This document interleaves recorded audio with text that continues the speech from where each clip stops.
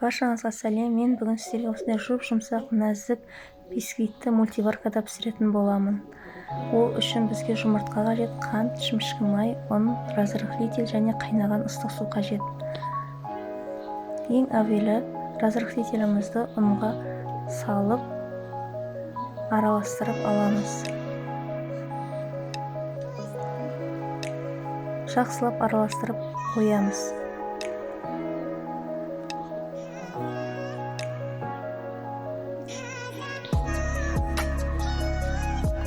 Енді қантымызды ыдысымызға саламыз.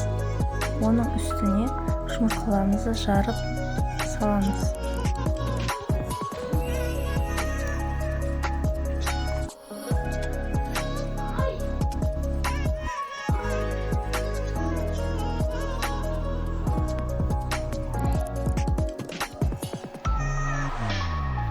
Енді осы жұмыртқамызды миксерде миксерлейтін боламыз.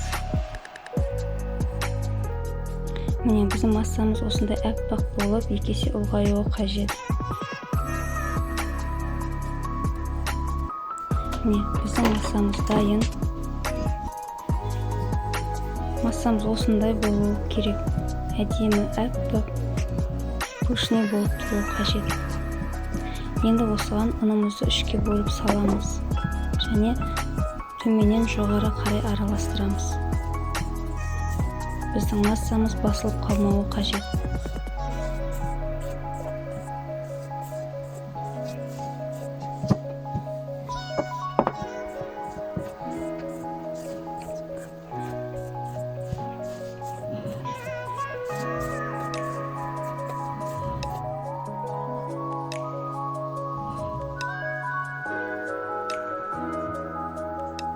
Енді осының үстіне шімшік майымызды құйып, тағы да төменнен жоғары қарай араластырамыз.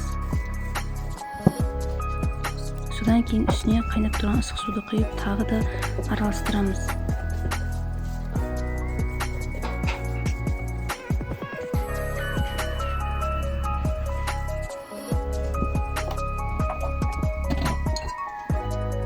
Міне біздің массамыз дайын, осындай сұйықтау болуы қажет. Міне енді осындай мультиварка. Енді осыған қазір массамызды пісіретін боламыз. Ыдысымыздың ішін тазалап сүртіп аламыз. Енді осының үстіне массамызды құямыз.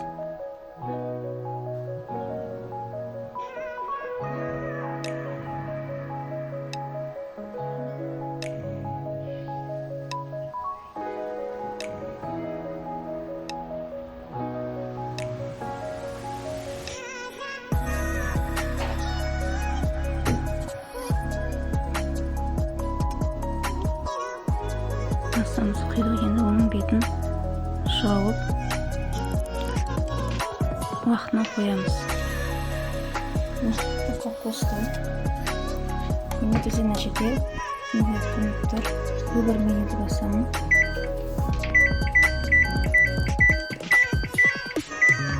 Торт выпечка деген болу керек сіздерде.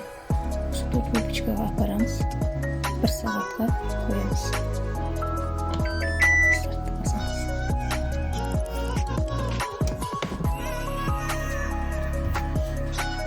Міне біздің бисквитіміз пісті.